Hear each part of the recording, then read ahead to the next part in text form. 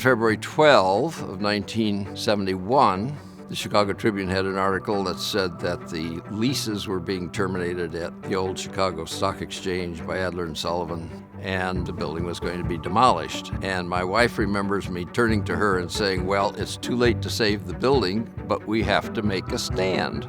And so in February of 1971, I formed the Landmarks Preservation Council. We made a sincere effort to find an alternative, but you don't save buildings after they have been sold for the erection of a 45-story building to replace the 14-story building. Our focus at that time was on the group of architects known as the Chicago School of Architecture that worked in Chicago at the end of the 19th century and in the first 30 years of the 20th century. Richard thought it was important for the preservation movement to tell city officials that there were certain buildings that we wanted to protect and we were going to fight to save if necessary. So we created a list and we published it. We were pretty much a grassroots organization, and so we were doing all the kind of stuff that you do when you don't have connections, you don't have power, and you have to fight in the public arena. So we didn't win the Stock Exchange, but we did win the Marquette building, and that was only 2 or 3 years later. When the cornice was restored on the Marquette building 25 years later, I felt that my work had come to fruition. I think that our advocacy on the Farnsworth House has to be the highlight of my career in Chicago. It really put Landmarks, Illinois on an international stage. The Farnsworth House by the great architect Mies van der Rohe has long been an extraordinarily important piece of architecture globally. When I discovered that the Farnsworth House was going to be put up for auction, I thought that there would be some people willing to take apart the Farnsworth House and reconstruct it somewhere and use it as a tourist venue appalled me. Because it was an auction, we didn't know how much we were going to need. But with the board and the philanthropists in Chicago with which we worked, we were able to raise the money that we needed to secure the house at auction. It was just an extraordinary experience. Not too many directors of preservation organizations had that opportunity to really make a difference.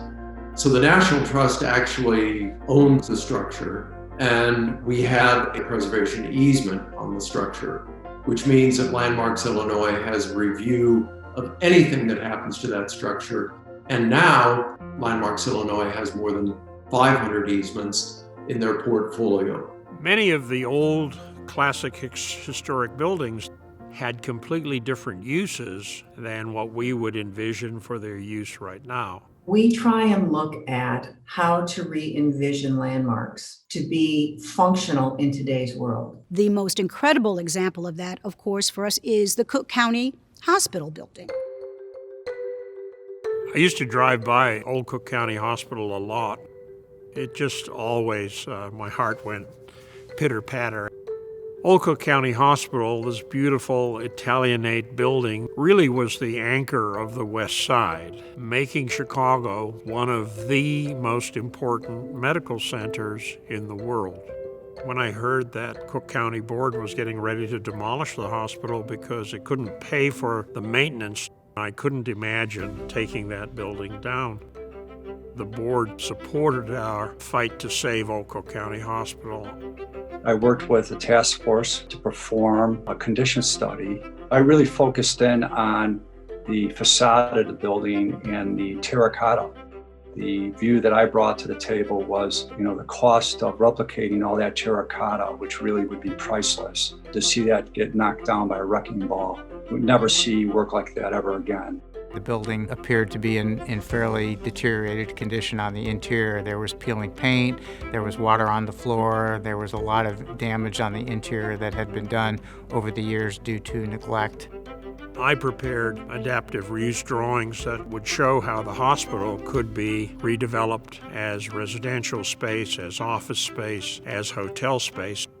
My role was to create pro forma analyses, basically cash flow budgets, to assure that what we were looking at for the reuse programs actually made economic sense. I worked with Landmarks for over 10 years, pursuing the saving of the building. And there was no greater pride in the Landmarks team when they actually shoveled the ceremonial dirt.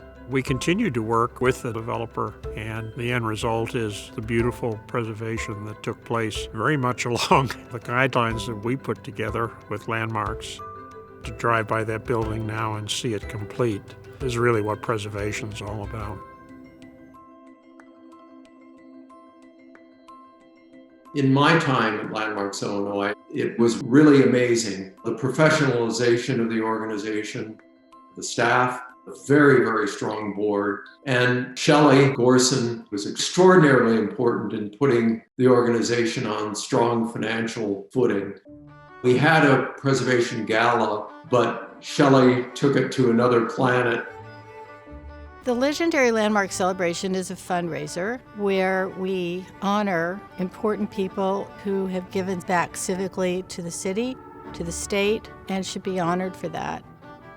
And from 2006 to the present, it's grown maybe from 150,000 net. Now we're at maybe 750,000 net. You can do a whole lot with $600,000. You can create myriads of programs, benefit so many people in the city and across the state. You can create a downstate office like we've done. Our statewide mission completely changed once we hired Frank Butterfield, who was our first downstate staff person. It's just been a real game changer for us. It's a lot of our rural communities where people don't know the process. They don't know how to step into a historical renovation. All those details that seem very complex, and they are, but Landmarks Illinois really holds your hand through that process and is really that support network. Passage of a state historic preservation tax credit will go down as one of the major successes of Landmarks Illinois. I would say we've seen double the number of projects across the state as a result of this state incentive. And Landmarks has been very effective in reaching out in their Preservation Heritage Fund. They have given funds to 2 projects here in Carbondale, the Fuller Dome being one. Although this is a very small size structure, it is a good prototype for much larger geodesic dome structures that you'll find throughout the world. It had really deteriorated significantly. The funding that Landmarks Illinois provided helped with the preparation of the historic structure report that our firm participated in. In 2004, the dome was listed on Landmark's Most Endangered Properties list. In 2006, it was added to the National Register of Historic Places. And then in 2015, received the Richard Driehaus Award for Preservation. And so that again helped to focus attention and give new energy for getting the dome back into good condition, which it's in today. Myself and my co-owners, we started a museum and souvenir shop in Springfield that shares many of the untold stories that are highlighted by Landmarks Illinois. Due to racism, a lot of these people and events and sites were left out of the history books. We use our museum to share the tragedy, resilience, and excellence of Black people in the city of Springfield. Personally, it means so much to me because these are stories that growing up as a Black woman and a resident of Illinois and Springfield, I did not know. And so we do our best to connect and engage our community around these stories. Knowing your history is also connected to self-worth and self-pride. When you are in a community that might be distressed now, and then finding out that this community was full of businesses and it was full of great people doing great things. Being able to have these sites and have the stories along with them, I think can make a tremendous impact in achieving racial equity. Landmarks Illinois slogan of people saving places for people.